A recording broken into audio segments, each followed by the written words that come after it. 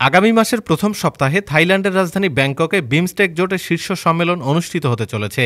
সেখানে ভারতের প্রধানমন্ত্রী নরেন্দ্র মোদী ও বাংলাদেশের প্রধান উপদেষ্টা মোহাম্মদ ইউনূসের মধ্যে সাইডলাইনে কোনো বৈঠক হবে কিনা তা নিয়ে আলোচনা রয়েছে।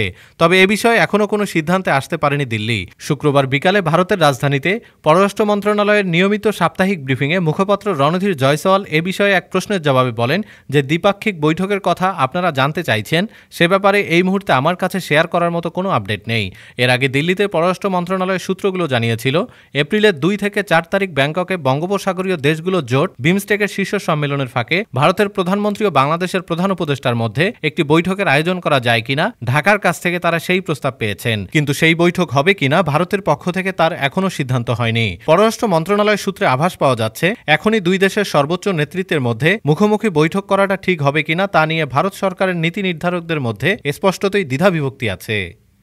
ডেস্ক রিপোর্ট, আজ বার্তা, ঢাকা।